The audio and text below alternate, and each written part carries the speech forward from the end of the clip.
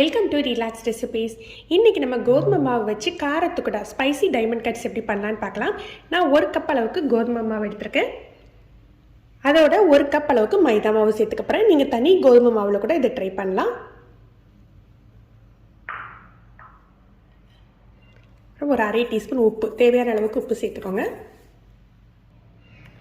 கொஞ்சமாக ஒரு சிட்டிகை போல் மஞ்சள் பொடி சேர்த்துக்கலாம்.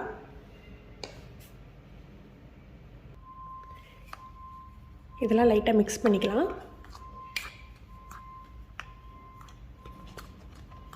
வழக்கமாக இதில் மிளகாய்த்தூள், பெருங்காயத்தூள் சேர்த்து செய்வாங்க. நம்ம இன்றைக்கி இதுக்காக ஒரு மசாலா அரைக்க போகிறோம். ஒரு ஸ்பைஸ் மிக்ஸ் தயார் பண்ண போகிறோம். ஒரு 1/4 டீஸ்பூன் போல் ஜீரகம் எடுத்துருக்கேன். 2 அல்லது 3 பச்சை மிளகாய், ஒரு 2 துண்டு இஞ்சி, ஒரு பல் பூண்டு. இதில் உங்களுக்கு எந்த ஸ்மெல்லு பிடிக்குமோ, எந்த வாசம் விருப்பமோ அது மட்டும் நீங்கள் சேர்த்துக்கலாம். இதெல்லாம் சேர்த்து மிக்சியில் லைட்டாக குறன்னு அரைச்சி எடுத்துகிட்டு வந்துடலாம்.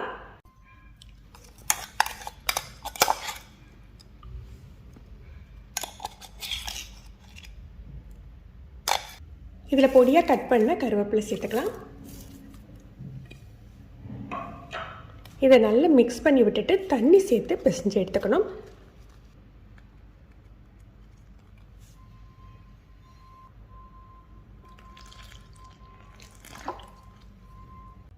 இந்த மாதிரி கட்டியாக பிசைஞ்சு எடுத்துட்டு இதை உருண்டையாக்கி நம்ம சப்பாத்தி தேய்ப்போம் இல்லையா, அந்த மாதிரி தேய்ச்சிக்கலாம்.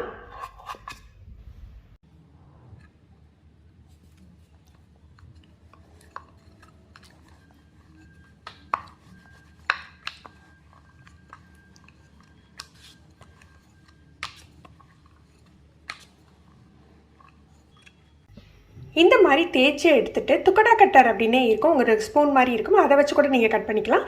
இல்லாட்டி நீங்கள் கத்தியை வச்சு கூட கட் பண்ணி எடுத்துக்கலாம். டைமண்டாக கட் பண்ணிக்கலாம்.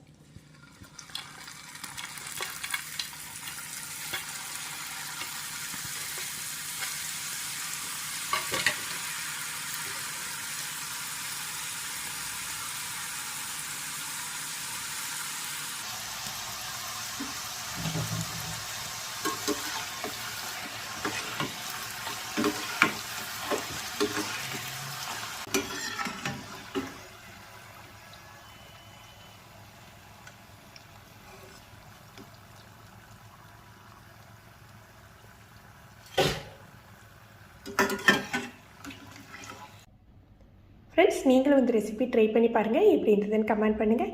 இந்த வீடியோ உங்களுக்கு பிடிச்சிருந்ததுன்னா லைக் பண்ணி ஷேர் பண்ணுங்கள். நீங்கள் நம்ம சேனலுக்கு புதுசு இன்றைக்கி தான் ரிலாக்ஸ் ரெசிபிஸ் பார்க்குறீங்கன்னா மறக்காமல் சப்ஸ்கிரைப் பண்ணி கீழே உள்ள பெல் பட்டத்தில் ஆல் செலக்ட் பண்ணி வச்சுக்கிட்டிங்கன்னா நம்ம சேனலில் வீடியோக்கள் போட்ட உடனே உங்களுக்கு நோட்டிஃபிகேஷன் கிடைக்கும். தேங்க்யூ.